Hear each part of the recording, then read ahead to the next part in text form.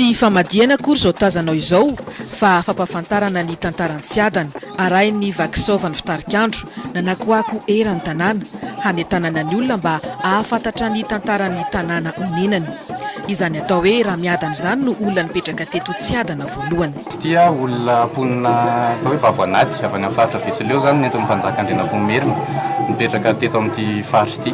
Ka anisan'izy ireo nisy hoe raha miadana ka io raha miadana io nilaza izy zany noho izy mipetraka teto hoe tsy mba hiadana tany ety tanin'olona ty mihitsy aho, zay no mahatonga ny tanàna hoe Tsiadana. Namakivaky tanàna nanaitra ny mpandalo sy ny mponina eto ny vakisovan'ny fitarikandro, topokevitra nanao hetsika fampafantarana ny tanànan'ny Tsiadana. Mba hanairana ny olona miresaka tantara, tantara mantsy ilaina mampiambina ny olona satria ny tantara iraisana.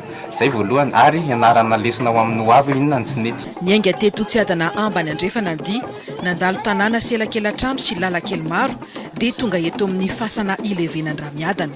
Izy irery no milevinato satria tsy nanana taranaka izy. Avy eo vao nirosy teto amin'ny ady vorin'ny tanàna fahizay, tsy lavitra ity tsangam-bato manatantara ity. Tsangam-bato ahitantsika porofo daratsoratra izy zao. Misy olona teto amin'ny tanàna ny Tsiadana tamin'ny taonjato fa 1917. Nefa raha ny tenenina teo moa efa tamin'ny 1800 dia efa nify nefa tamin'ny taonjato fa 19. Fokontany fahatelo be mponina aty amboriboritany faharoa ny fokontany Tsiadana. Nanomboka ny anan'orim-ponenana teto ny olona tamin'ny taona 5 araka ny fanazavana. Tena ilaina tokoa ny miverina sy makafaka zany ny tantara satria raha ny mponina ao anatiny tsy mahalala ny tantara dia zava-poana ihany ilay fandrosoan'ilay tanàna.